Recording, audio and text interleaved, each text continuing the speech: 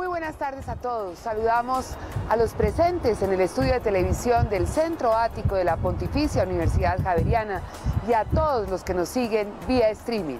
Sí o no, el poder de los argumentos es un espacio organizado entre el portal noticioso La Silla Vacía y las reglas del debate son las siguientes. Al inicio, los asistentes podrán votar por el sí o por el no, acorde con la percepción que tengan sobre el tema. Los dos invitados tendrán 10 minutos para defender su tesis. Juanita León, directora del portal noticioso La Silla Vacía, y un académico de la Pontificia Universidad Javeriana harán las preguntas y podrán contrapreguntar. Los invitados podrán redondear el tema. Al finalizar el debate, los asistentes votarán nuevamente por el sí o por el no. Ganará el debate quien logre cambiar la percepción del auditorio. Bienvenidos a Sí o No, el poder de los argumentos. Bueno, bienvenidos a Sí o No, el poder de los argumentos, un espacio organizado entre la Universidad Javeriana y La Silla Vacía para poder introducir argumentos de calidad en el debate público sobre los temas de coyuntura. Bienvenidos a los usuarios de La Silla Vacía y a los estudiantes de la Universidad Javeriana que nos están viendo por streaming en este momento, y muchísimas gracias, doctor Antonio Navarro Wolf, senador de la República, y Juan Carlos Flores, concejal de Bogotá, pero sobre todo dos personas absolutamente inteligentes y bien informadas, cuyos argumentos realmente nos pueden ayudar a enriquecer nuestras propias posiciones sobre este tema que hoy nos convoca, que es acuerdos de paz sin ningún umbral. Este es el tema que precisamente en 2 horas va a comenzar a debatir las comisiones primeras del Senado y la Cámara en este momento, porque hay un proyecto de ley con mensaje de urgencia del presidente para que los colombianos puedan votar a favor o en contra de los acuerdos que se firmen en La Habana, si es que llegamos a ese feliz día. Entonces, en este momento les solicitamos a ustedes que voten en sus aparaticos si ustedes están de acuerdo que sería legítimo refrendar los acuerdos sin un umbral mínimo. Voten 1 para el sí y 2 para el no.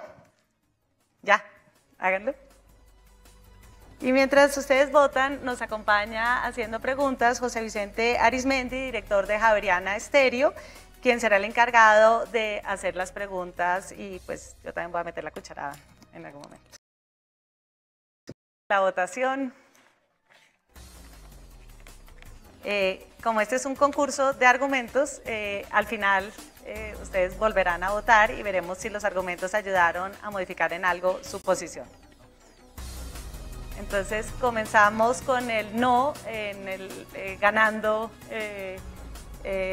la percepción con el 58% y el sí con el 42%, con lo cual, doctor Navarro, usted comienza perdiendo, pero usted está acostumbrado a ganar.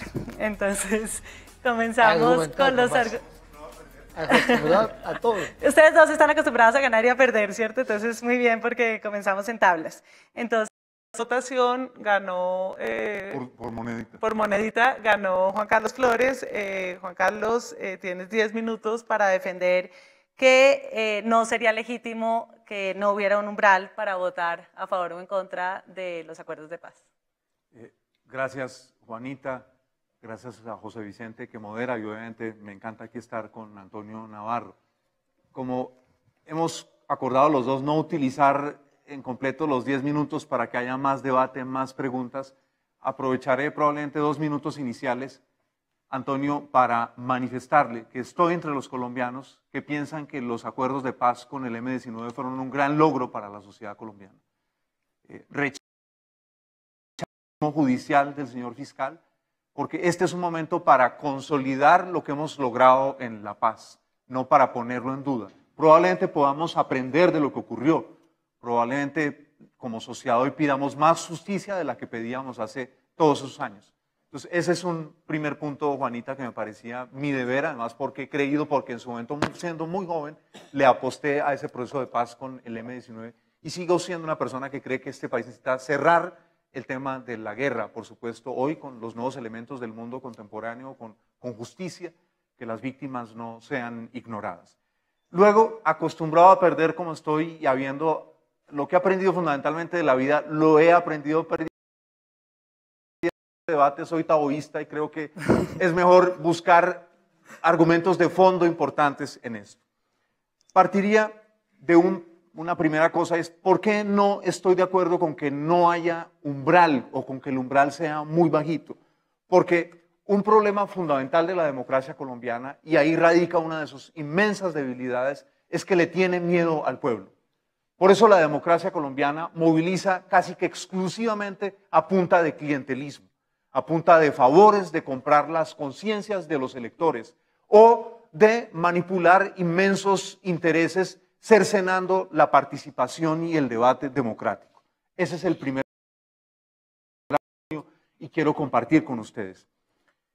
No se le ha hecho a lo largo de todo el proceso de La Habana una pedagogía a la paz. El presidente Santos, que tiene en su mérito el haber dado este paso, intentar después de un conflicto armado violento que generó miles de víctimas, cientos de miles de víctimas, que ha generado decenas de miles de desaparecidos, de huérfanos, de secuestrados, de desplazados, dio ese paso y eso merece claramente de mi parte un reconocimiento. Pero al mismo tiempo, el presidente tiene en su cabeza una imagen del país del pasado, cuando en la sala de redacción de su padre y de su tío en el tiempo se decidían los asuntos del país. Él pertenece a una generación que no está acostumbrada a que la sociedad participe en la auténtica toma de decisiones.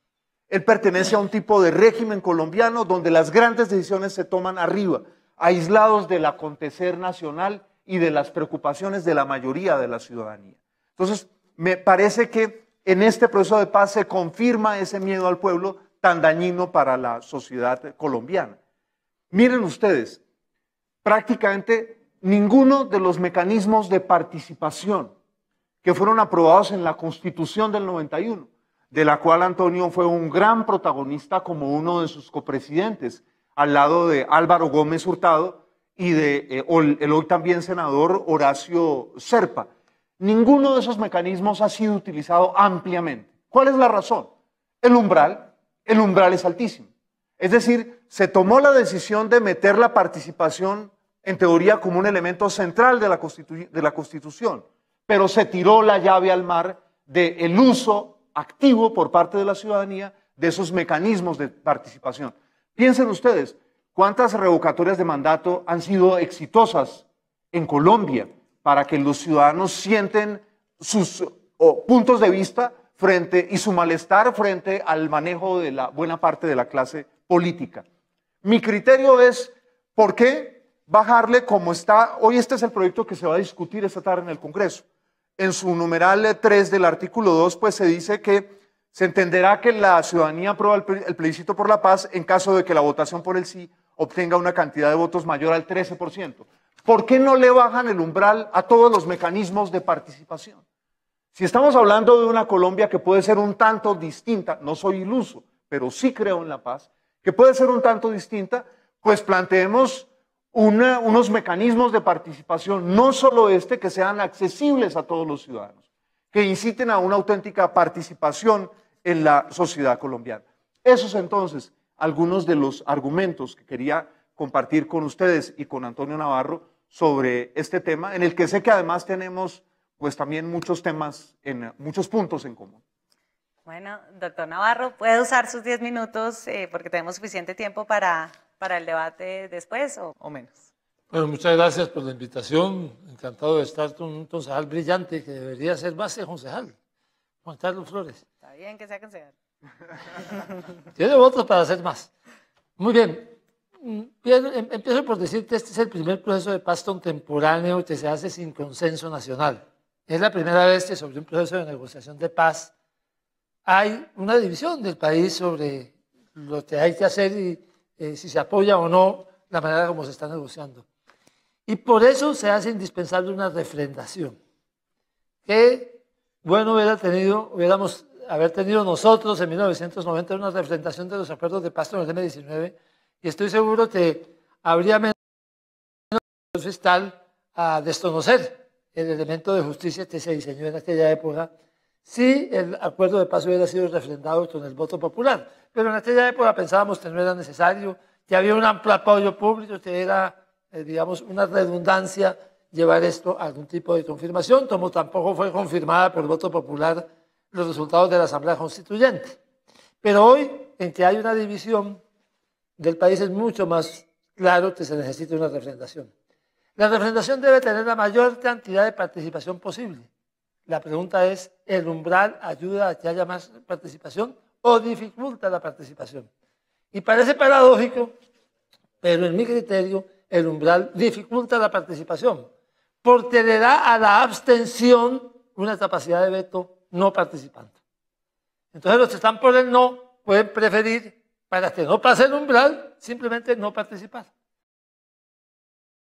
La abstención pasiva, que es muy grande en el país, 50% es más o menos el promedio de abstención pasiva que tiene Colombia, con una abstención activa que en vez de votar no, simplemente se abstendría para evitar que se llegue al umbral. Yo por eso creo que para que haya más participación hay que eliminar el umbral. Para que sea como la elección presidencial o la elección del alcalde de Bogotá. No importa con cuántos votos, pero gana el que tenga un voto más que el otro. Creo que una votación de esa naturaleza promueve la participación. Los que están en contra de la actual negociación van a hacer campaña por el no y van a llevar a su gente a votar no, con la esperanza de que gane el no finalmente en ese plebiscito. Y los que estamos por el sí, yo me pongo en ese lado, pues vamos a hacer todo el esfuerzo por ganarle a los del no y que definitivamente la mayoría de los colombianos voten sí a favor de apoyar los resultados de este proceso de paz. Obviamente, esperando que tengamos ya el texto sobre el cual vamos a votar, así estamos haciendo un poco un ejercicio teórico. Si el texto nos convence, pues votamos por el sí. Entonces, en la ausencia de umbral, el efecto que se produce es mayor participación de los ciudadanos, que es lo que queremos, que la mayor cantidad posible de colombianos participemos en si esta negociación termina con la aprobación de una votación popular o hay que volver a negociar porque la mayoría de la gente no considera apropiado los argumentos. En resumen, pues, la abstención estimula la falta de participación y eso es lo contrario de lo que queremos. ¿Controvertir o profundizar en tus tesis?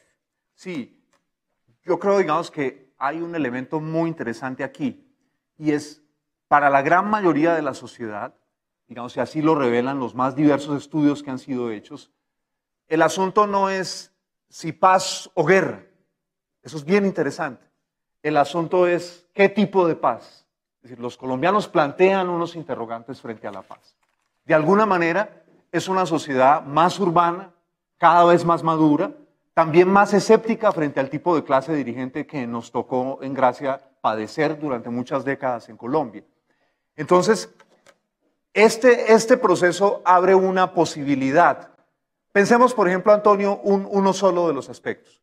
Como usted bien señalaba, este es un proceso, el primero probablemente de la historia del país, que transcurre sin un consenso claro, tal vez de parte de las élites que tenían la capacidad de vender el proceso al resto de la sociedad. Hoy la sociedad, Antonio, tiene más preguntas frente a las élites y más inquietudes.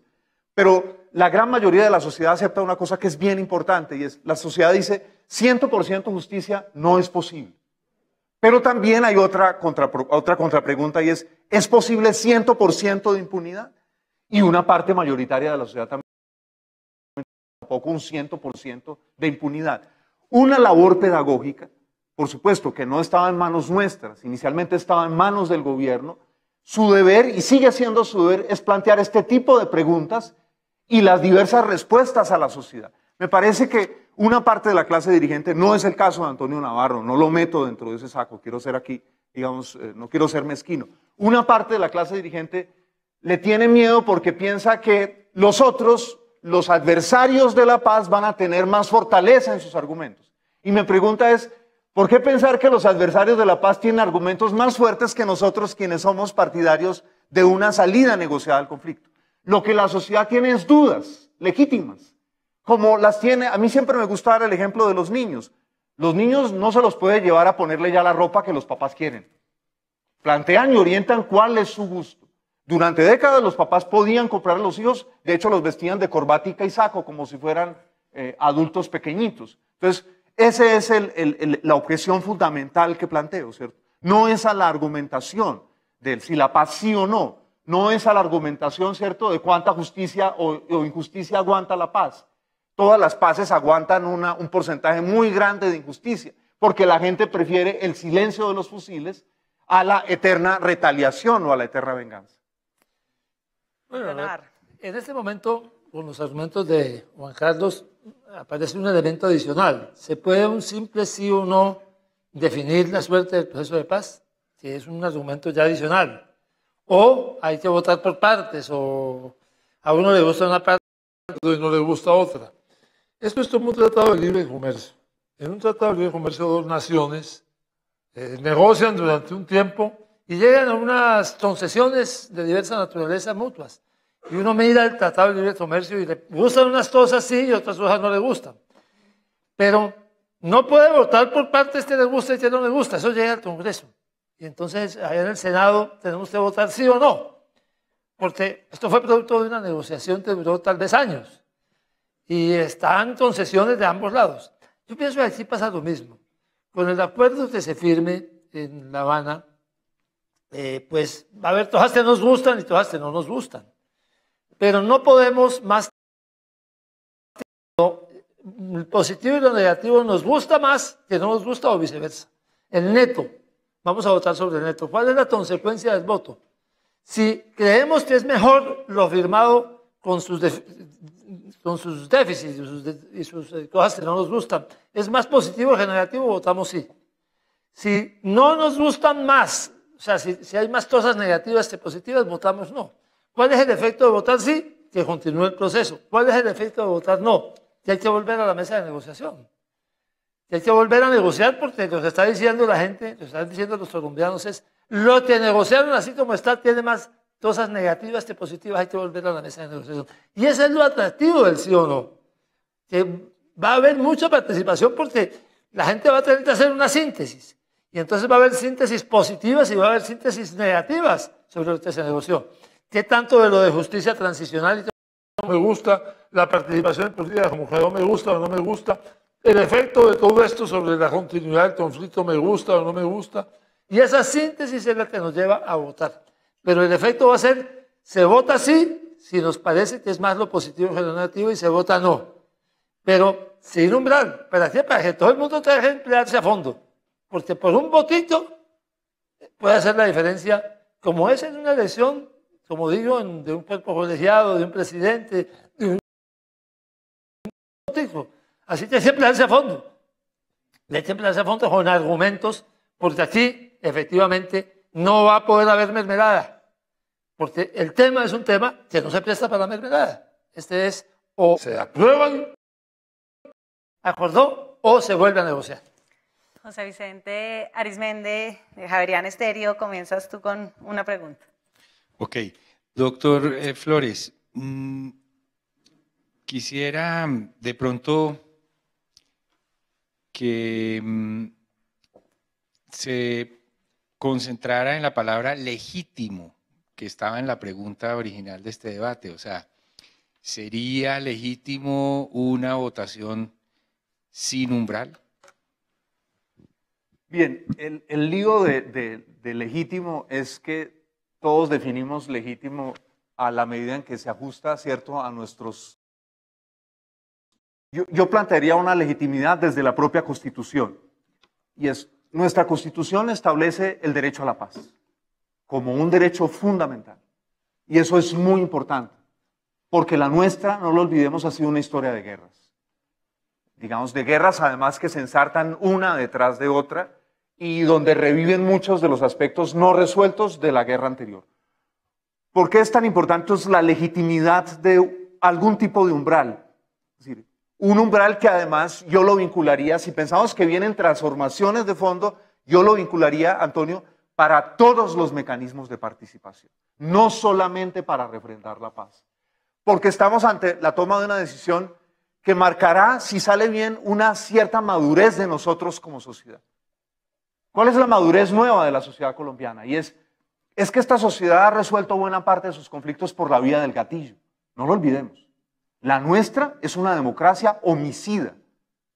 Todas las formas de disidencia, ¿cierto? Si usted es un profesor, con una historia que conocí una vez en un avión, que me dejó, digamos, apabullado, un profesor, ¿cierto?, en los llanos orientales, que cuenta su historia de cómo le tocó salir desplazado. Y yo pues pensé, estuvo seguramente vinculado con algún bando, con otro. Me dijo, no, porque estaba enseñando, hablando sobre Darwin en el colegio, la evolución. Si a alguien no le gustó, entonces me amenazaron. Entonces, madurar a través de este proceso es decir, no va más el gatillo como elemento de cerrar las discusiones en Colombia, del tipo de que sea. Y me parece que eso requiere de que la sociedad lo ritualice de manera muy importante. Vamos, participamos en un debate previo, nos informan, no hacemos como está haciendo el gobierno, que es ocultar, por ejemplo, el documento con las FARC, que deberíamos discutir todos los colombianos, saber de qué se trata, Juanita. Usted así lo ha planteado en la silla vacía, por ejemplo, siendo una gran partidaria del proceso de paz. Tenemos el derecho a conocer el documento sobre justicia restaurativa. ¿Qué implica ese documento? Y yo creo que en la medida en que la sociedad lo entienda, José Vicente dirá, es legítimo. ¿Por qué es legítimo? Porque yo como ciudadano participé. Así entiendo yo la legitimidad del proceso de referendación.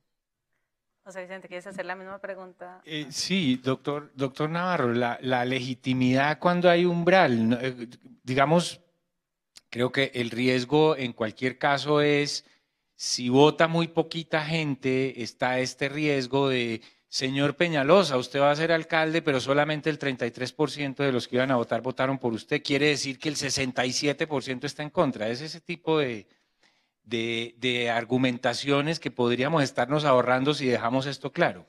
Bueno, la legitimidad es un concepto que no puede ignorar que aquí hay una abstención pasiva muy grande en esta sociedad. Aquí hay mucha gente que considera que es un hecho no participar. Yo no lo entiendo, pero bueno, el 50% de la gente no participa de ninguna manera, paga impuestos. Yo les digo, usted paga impuestos, por lo menos participa en la decisión de quién le va a administrar los impuestos, hermano, es su plata. Y sin embargo es muy complicado que la gente participe. Hay un antecedente en esto de legitimidad que es bueno tenerlo en consideración. Para elegir la Asamblea Constituyente de 1991, en diciembre de 1990 votaron 3,5 millones de personas. Unos meses antes, para elegir el Congreso, habían votado 9 millones de personas. Y fue tan legítima la Asamblea Constituyente, con solo 3,5 millones de votos, que disolvió. O sea, la legitimidad no lo da directamente la votación de manera automática. El apoyo público a la Asamblea Constituyente, aún con 3,5 millones de votos, fue mucho mayor que el apoyo público a un Congreso que tenía 9 millones de votos elegidos unos meses antes. De manera que yo diría que el tema de legitimidad no lo garantiza una participación. Ahora, obviamente queremos la mayor participación posible. Yo no me contentaría con 13% o con 15%. Yo quiero muchísimos más. Y creo que, obviamente, eso también tiene otro sesgo. En las grandes ciudades el conflicto es algo lejano. Pero vaya usted a Tumaco a ver si va a votar todo el mundo o no. Todo el mundo va a decidir sobre ese asunto, pero está afectando la vida diaria. Pero hoy, en Bogotá, en Medellín, en Cali, en Bucaramanga, el conflicto es algo lejano, a ti no llega. Y entonces es probable que haya menos participación de la que uno quisiera. De todas maneras, creo que hay que estimular lo más que se pueda la participación y por eso yo sigo insistiendo en que la falta de umbral, la posibilidad de ganar por un voto, es lo que estimula a que todo el mundo se emplee a fondo a buscar la participación de los colombianos. Doctor Navarro, pero ¿no hay un poquito de miedo precisamente porque no hay mermelada? O sea, ¿no hay un poquito de miedo porque... Me encanta que no haya mermelada. Que claro, en Colombia mucha buenísimo. gente es costoso votar, que si no le ponen un bus no va a votar, precisamente porque la gente siente que no es con ellos. Entonces que el gobierno en el fondo sí tiene un poquito de miedo a eso, porque me parece que el punto que pone Juan Carlos de si uno puede bajar el umbral solo para el plebiscito en este caso y no para todos los plebiscitos, ¿no hay realmente ahí un miedo a a la expresión del pueblo o a una incapacidad de liderar y de emocionar suficiente a la gente con el proceso de paz? Bueno, la verdad es que yo estoy de acuerdo con la tesis de Juan Carlos de que hay necesidad de cambiar el umbral, de disminuir el umbral, de modificar la idea del umbral para todas las votaciones de democracia participativa. En eso estamos de acuerdo, Juan Carlos. Creo que la manera como hemos afrontado es que hicimos una democracia participativa en la Constitución del 91, pero no ha funcionado, porque no se ha podido revocar un mandato, porque prácticamente lo único que se ha podido hacer es un referendo de las cuales solamente una pregunta pasó. Creo que precisamente por el umbral, por eso se quiere revisar la idea del umbral y modificarla. Y las modificaciones que se hagan sí deben ser para todas las normas de participación. Se está hablando de umbrales aprobatorios, no umbrales de participación, que es una cosa parecida o sea, a la que ¿estarías de acuerdo de que ahora en adelante cualquier plebiscito sobre cualquier tema pueda ganar por un voto? Yo diría que sí. Si queremos que participe y que seamos responsables en el tema, obviamente no es lo mismo la revocatoria del mandato de una persona elegida que un plebiscito, pero a mí sí me parece que, por ejemplo, vamos a permitir el uso médico de la marihuana, que sea parte de una consulta popular donde pueda ganarse por un voto. O vamos a tener una determinada política de matrimonio igualitario o cosas de esta naturaleza. Es mucho mejor que lo decida la gente en un plebiscito, en un referendo, en una consulta popular sin umbral, a que la decida la Corte Constitucional en un recinto cerrado. De manera que yo sí creo que si queremos la democracia participativa tenemos que facilitar los mecanismos de participación, pero volvamos al tema que usted planteaba, de la mermelada y lo demás. Mire, en 1990 la elección de Congreso fue, como en esa época no se llamaba mermelada, se llamaba auxilios parlamentarios, ¿no? O CBY, ¿cómo voy yo? Ahora, y después, cuando elección constituyente no hubo eso. Y yo que participé en el proceso de constituyente, recuerdo que me decían en Barranquilla, oye, yo voté libremente. Pude votar libremente porque ningún congresista vino a decirme por quién tenía que votar y ofrecerme cosas. Eso es lo que queremos, que la gente pueda votar libremente, ojalá en todo, pero en un tema tan importante como la paz, sin duda alguna. José Vicente. Doctor Flores, al principio de su intervención usted decía, en este país se le tiene miedo al pueblo y debería haber mucha más participación porque hay muchos mecanismos que están allí en la Constitución que no se han usado y eso es por culpa del umbral, por eso tumbemos el umbral. Y yo pensaba en Ecuador, que tumbaron creo que 3 presidentes y no sé qué les pasó, no sé si reformaron la Constitución, pero se cansaron y tienen a uno que se quiere quedar para siempre, ¿no? Entonces, ¿no será que por esta cosa equilibrio después de tumbar 3 presidentes, el que llega es un mesías y ahora y por qué no lo han tumbado, ¿no? O sea, no hay, mejor dicho, la pregunta va a esto, ¿no hay un riesgo de inestabilidad en esto? José Vicente, fíjese que yo he planteado ampliar la participación, pero defiendo umbral. Es decir, y planteo, digamos, además tengo confianza en que cuando una democracia se abre, el ciudadano madura también. En una democracia el ciudadano no puede madurar si la democracia es cerrada. El país del mundo, uno de los más estables, es Suiza. Y es un país que tiene un elemento central de su funcionamiento democrático. Pero por supuesto, hay una educación pública de inmensa calidad, abierta a todo el mundo. Los suizos, salvo los ricos extranjeros que van a estudiar en colegios privados suizos, donde no estudian suizos, los suizos estudian en colegios públicos.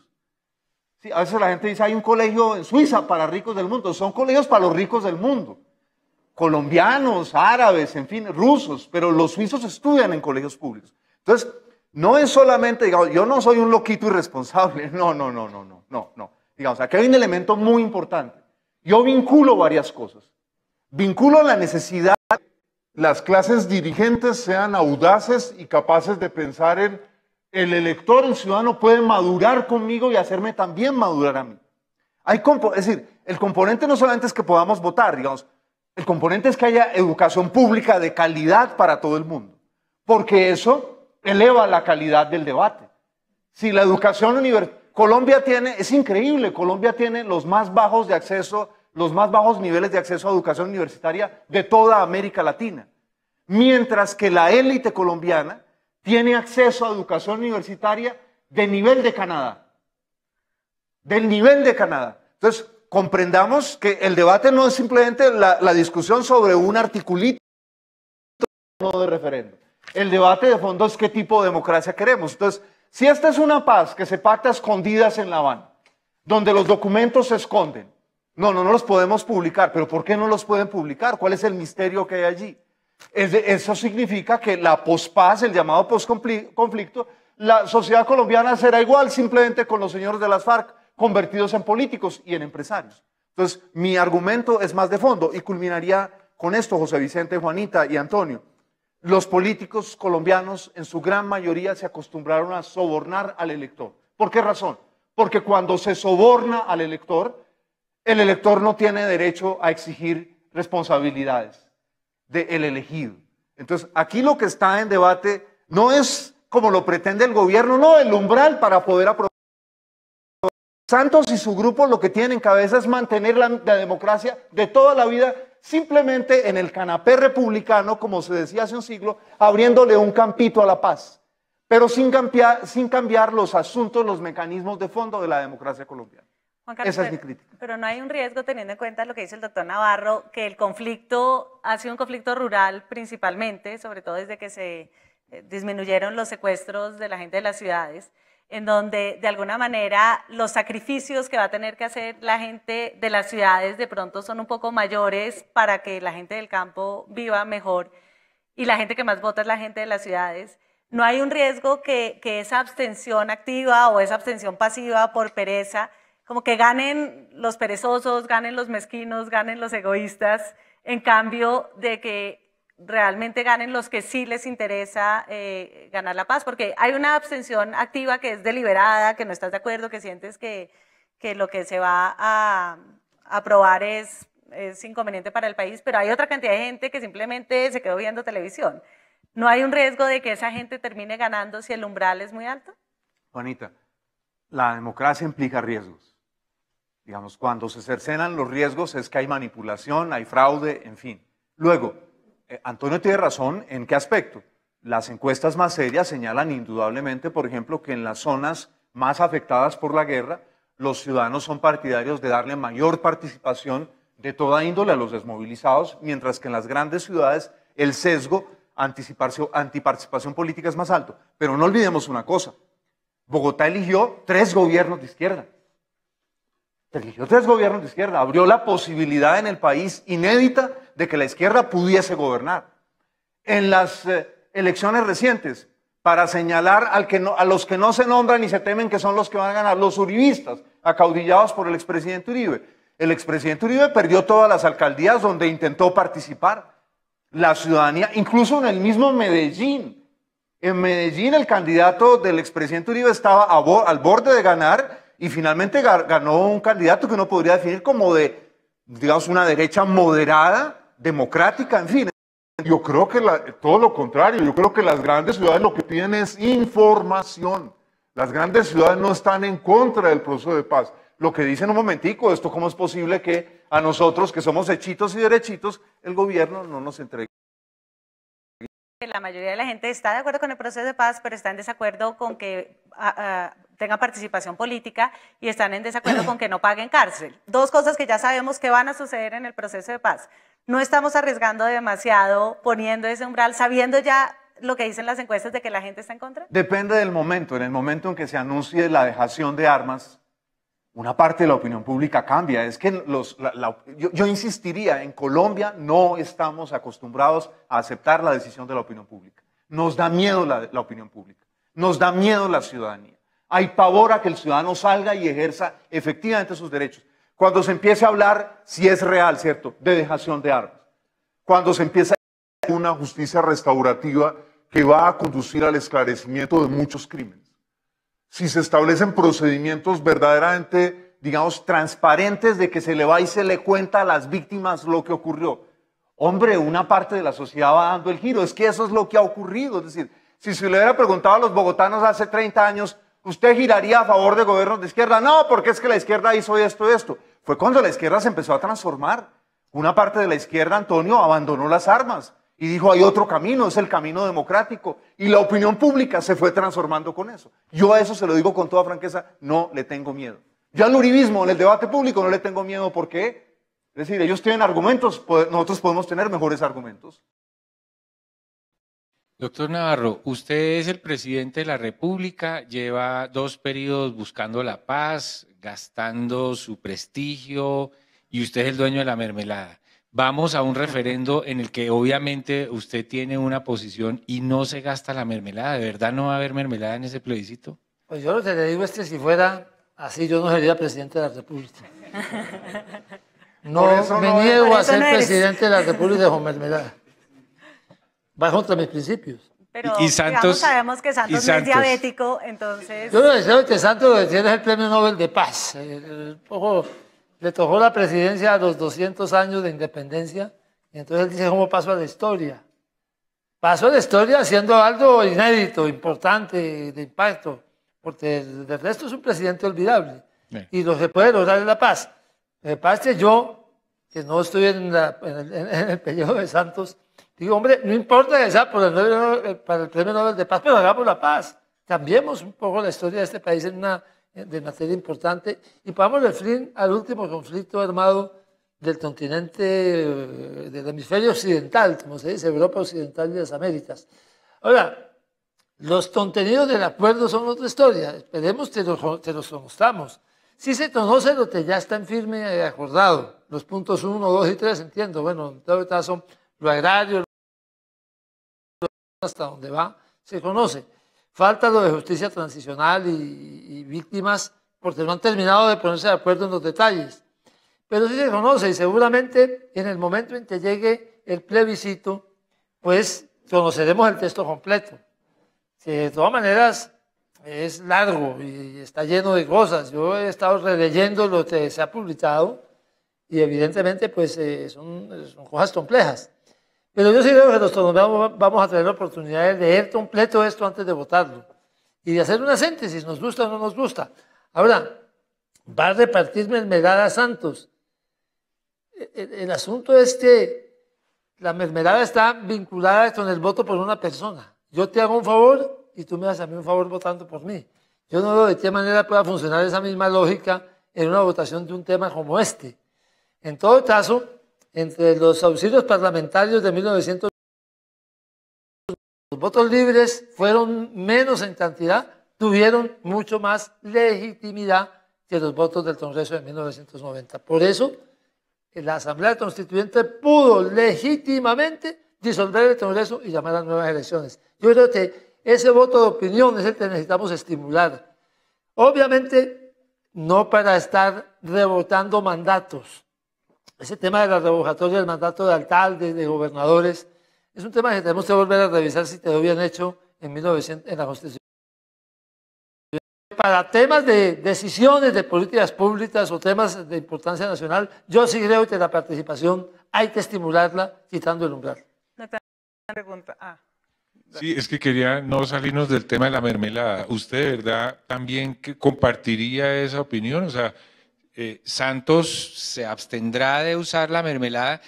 Digamos, creo que habría que pasar por decir una cosa del clientelismo. Ese clientelismo es usted vota por mí, yo después le devuelvo el favor. La mermelada es una cosa más general, ¿no? Para que no se suspenda esta racha de progreso en la que vamos y haya inversión en obras públicas y tal. Pero digamos, ¿será que Juan Manuel Santos se abstiene de utilizar todo el poder del Estado para favorecer el punto de vista que le convenga en el plebiscito? Hay mucho en juego, incluso un premio Nobel de Paz. Digamos, yo preferiría llamar las cosas por... Es una cosa muy grave, es un delito. Es el chantaje del Ejecutivo, llámese presidente, gobernador, alcalde, a los cuerpos legislativos, al Congreso, a las asambleas, a los consejos, para tramitar la gran mayoría de las cosas sin que haya un gran debate, de fondo. Y esa es una limitación suprema a la democracia colombiana. Digamos, se ha buscado un eufemismo, pero ahí hay un delito, clarísimamente un delito, porque está prohibido por la Constitución, no se puede hacer. De hecho, la Constitución del 91 tuvo como uno de sus orígenes la indignación ciudadana con los auxilios parlamentarios, que eran el otro eufemismo para llamar la compra de los concejales, los diputados y el Congreso por parte del presidente. Entonces, lo que lo que yo señalaría aquí es que no va a haber por qué razón, porque es que esa plata se roban una parte de esa plata. Es decir, hay un negocio detrás. No olvidemos, es decir, la corrupción es un gigantesco negocio para saquear las arcas del Estado, para transferir ese patrimonio a los intereses privados. Entonces, y eso es una fortuna. Yo coincido con Antonio, la legitimidad de la constituyente del año 91 radicó en que los sectores de poder sentían, ahí se manifestó, digamos, de manera muy fuerte un sector de la opinión ciudadana. Por eso estoy entre los que son partidarios de que el proceso de desarrollo de la paz se dé a través de una asamblea constituyente. Yo tengo una pregunta que están haciendo nuestros usuarios que están viendo el debate. De acuerdo a los argumentos de cada uno, entonces el proyecto de referendo de Vivian Morales para que la gente vote en contra de la adopción gay debería aplicar los mismos, un umbral muy alto. Yo creo que sí. Yo creo que, mire, en Estados Unidos, en los estados donde se hacen, cada vez que hay una elección hay una pregunta adicional sobre algún tema de interés regional para la población. ¿Cómo se volvió la marihuana para usos no solamente medicinales, sino recreativos, legal en el estado de Washington? En una consulta popular adherida o adicionada a la elección de su momento. A mí sí me parece que eso que sucede en Estados Unidos, en Suiza, en las democracias más desarrolladas, para llamarlas así, desde el punto de vista democrático, es bueno. Esa era la idea de 1991. En 1991 dijimos pasar donde elegimos al que nos va a representar, a la democracia participativa. Pero infortunadamente los mecanismos de participación para esa democracia participativa no han permitido desarrollarla. Y una de ellas son unos umbrales que premian la abstención. De manera que yo creo que sí, temas como el de Vivian Morales o temas como muchos otros de importancia para cada región. Mire, las consultas populares sobre la minería. En Piedras, Tolima, hicieron una consulta popular sobre si la minería de la Tolosa debería hacerse o no. Y ese tipo de cosas son, me parece, la democracia del siglo XXI que está por desarrollar. Juan Carlos, ¿y no le deberíamos tener miedo a la mayoría homofóbica? Obviamente que digamos, hay digamos, la sociedad no es la que nos gusta a todos siempre. Hay cosas en que la sociedad va en contravía de cosas que a mí, Juan Carlos Flores, me gustarían. Y seguramente yo voy en contravía de cosas, para una parte de la sociedad de pronto soy demasiado excéntrico, alguna cosa de esas. Pero es que, Juanita, ese es el sentido justamente de la democracia. Digamos, no fue inventada para una cosa distinta de esas. Es decir, la democracia que nos inspira a todos, la democracia ateniense, fue la democracia que llevó al ostracismo de Sócrates y a la decisión, se va al exilio, ¿cierto? O se toma la cicuta. Y él dijo, yo no puedo vivir sin mis conciudadanos, no puedo vivir en el exilio, me tomo la cicuta. Es decir, esa es la democracia. A veces nos lleva a algunos a que nos tomemos la cicuta y hace parte del juego. Yo quisiera retomar brevemente ese ejemplo que fue muy importante de movilización ciudadana, Antonio, el de Piedras en el Tolima. Los ciudadanos se movilizaron. Hubo un proceso de crecimiento ciudadano de percibir todo lo que conocemos, ¿cierto? Nuestro entorno, nuestra naturaleza, el tipo de economía que tenemos aquí va a ser destruido por la llegada de una gran mina. Y la gente dijo que no, pero ¿qué ocurre? Esa participación no es avalada por los mecanismos de participación. De manera que el gobierno puede limpiarse lo que sabemos con esa participación popular.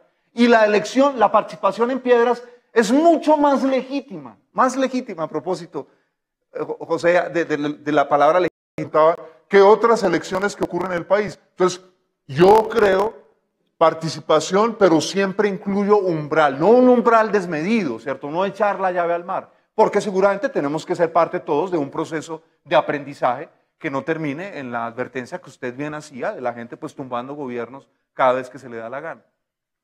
Bueno, antes de que nos tengamos que tomar la cicuta, vamos a hacer los cierres finales con 3 minutos con tu argumento final, que es con el que ellos se van a quedar en la cabeza antes de volver a votar. Entonces comenzamos contigo, Antonio. Sí, yo lo dije al principio, lo repito, la abstención promueve la falta de participación. Por lo tanto, para que la abstención y que todo el mundo trate de emplearse a fondo para que sus argumentos muevan a la población. Y eso estoy de acuerdo no solamente para este sí o no del proceso de paz, sino para muchos otros mecanismos de participación, excepto la revocatoria del mandato de los elegidos. Porque eso sí, al haber sido elegidos por una votación, no se puede, digamos, revertir esa decisión, sino por una votación igual o superior a la que lo eligió. Pero para todo el resto de cosas, yo pienso que el umbral se convirtió en un obstáculo para la participación porque premia la abstención, y la abstención no hay que premiarla. Juan Carlos, tus últimos 3 minutos. Muy bien, no olviden que he renunciado a ganar en esto porque lo que me interesa es aprender y he aprendido mucho hoy. Pero digamos, yo vuelvo a subrayar una cosa, soy partidario de una salida política a esta guerra colombiana. Creo que Colombia necesita la paz. Creo que hay suficientes argumentos a lo largo de muchas como sociedad de comprenderlo. Me parece que el gobierno que dio el paso valioso y valeroso hacia la paz es prisionero de una actitud de la clase dirigente colombiana que le tiene miedo al pueblo. La clase dirigente colombiana le tiene miedo a la participación, porque la participación democratizaría el país, porque la participación reduciría los inmensos y descarados privilegios de la clase dirigente colombiana. Y la participación obligaría a reformas reales en Colombia. ¿Por qué en Colombia no hay reformas de fondo? ¿Por qué en Colombia todos son parchecitos? Porque se soborna al elector. Me parece que la paz y un umbral razonable y una pedagogía para la paz y un debate ciudadano serían una verdadera primera de una reconstrucción de la democracia colombiana. De lo contrario sería simplemente, vengan señores de las FARC, siéntense aquí al lado de nosotros y sigamos que todo cambie para que nada cambie. Bueno, muchísimas gracias. Ya tienen ustedes los argumentos de lado y lado. Yo estoy de acuerdo con Juan Carlos en que esto es como decía Borges, que no importa de qué lado de la mesa estás en un debate, al final siempre terminas ganando si tienes buenos argumentos de lado y lado. Lo decía mucho mejor que eso, pero esa era la idea. En este momento, entonces, por favor, vuelvan a coger su maquinita y voten. Los que consideran que sería legítimo refrendar los acuerdos de paz sin ningún umbral, o sea, votan por el sí, número 1. Y los que consideran que no sería legítimo refrendar los acuerdos de paz sin ningún umbral, votan por el no. Mientras la votación, agradecemos muy especialmente a todos ustedes que vinieron al auditorio, a los usuarios de la silla vacía y de la Javeriana que lo están viendo por streaming, y muy particularmente, doctor Navarro, sabemos que usted se va al Congreso ahorita, que tiene una responsabilidad muy grande de representarnos allá con sus ideas. Dijeron que ayer no habíamos trabajado, y no es verdad. Sí trabajamos, lo que no hubo fue plenaria. Ayer, por ejemplo, aprobamos un grupo de endeudamiento que pidió el gobierno, o sea que sí estuvimos trabajando. Muchas gracias por esa aclaración.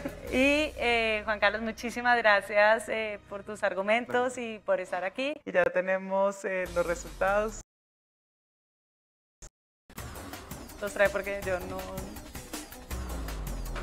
Listo, entonces pues Antonio aumentó los votos de la gente que está a favor del 42 al 59, o sea que si haces campaña porque la gente vote por la refrendación te van a necesitar ahí. Es tan bueno como el público de aquí. Juan Carlos, muchísimas gracias, realmente fue muy interesante. A todos. Ahorita si quieres, cuando termine la transmisión, acabamos con esto la transmisión. Muchísimas gracias y los esperamos en el próximo debate el 2 de diciembre. Ah, no, el 3 de diciembre. Gracias.